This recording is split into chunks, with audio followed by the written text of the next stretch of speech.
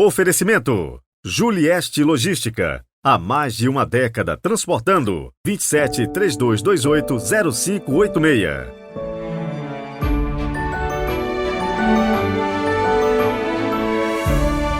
25º domingo do tempo comum, 25 de setembro de 2023. Sejam muito bem-vindos por aqui. Hoje quero mandar aquele super abraço para Isabel Costa, de Natal, Rio Grande do Norte, a Maiara Nascimento, de Indaiatuba, São Paulo, Rafael Sampaio, de Paragominas, Pará, Rugai Guimarães, de Cláudio, Minas Gerais, e Dulce, que nos escuta de Manaus. Rezemos juntos.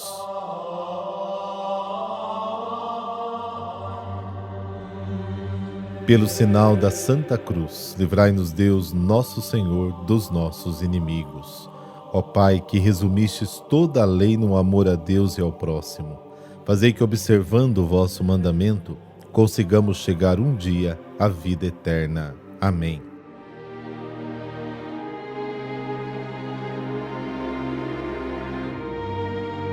Mateus, capítulo 20, versículo de 1 a 16. O Senhor esteja convosco, Ele está no meio de nós.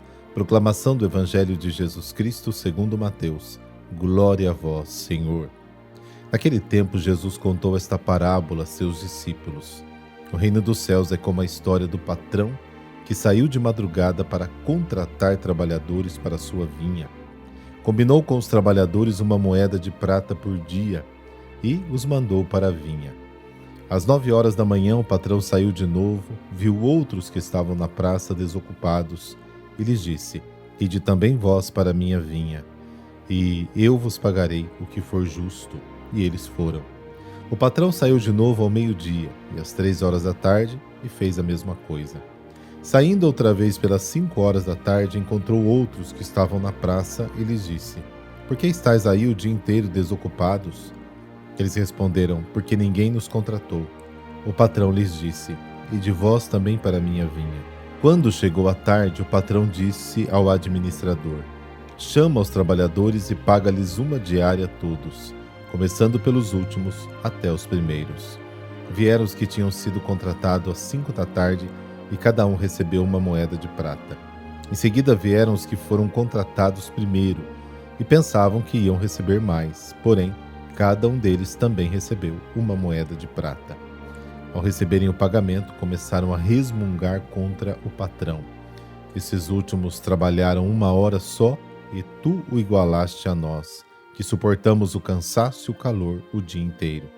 Então o patrão disse a um deles: Amigo, eu não fui injusto contigo.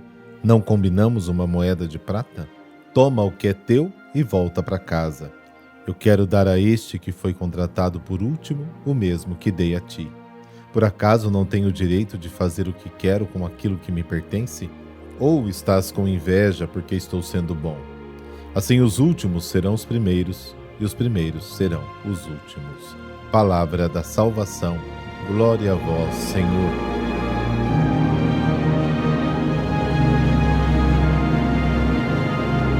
As duas palavras de Jesus. Muitos dos primeiros serão os últimos e os últimos serão os primeiros. Mateus 19, versículo 30. E logo em seguida, e assim os últimos serão os primeiros e os primeiros serão os últimos. Mateus 20, 16, servem como a conclusão da parábola dos trabalhadores da vinha. A mensagem é bem essa: desista de ser grande para se tornar pequeno. Aceite que o último receba tanto quanto o primeiro. O reino é um dom, é gratuidade, uma graça a ser acolhida. Também nós somos espontaneamente tentados a murmurar contra o Senhor da vinha, porque a sua forma de agir desorganiza os nossos critérios de avaliação, a remuneração justa, a justiça social e o mérito. Mas, ao transferirmos as nossas medidas para o nível da salvação, colocamos o problema de forma errada. Estar empenhados na vinha do Senhor, ser chamados ao reino, é uma graça, uma honra, uma alegria, uma fortuna.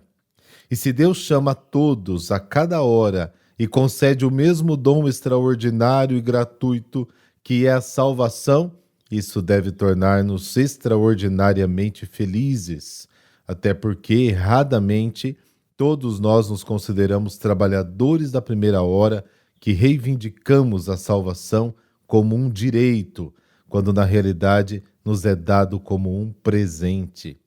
Deus reserva a liberdade da escolha pela graça, o que quebra a presunção humana.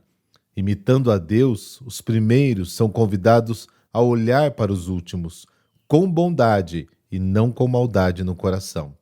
O amor de Deus alcança todos os homens e não faz diferença. O salário é sempre o mesmo e não pode ser dividido, porque o prêmio da vida é o próprio Jesus Cristo.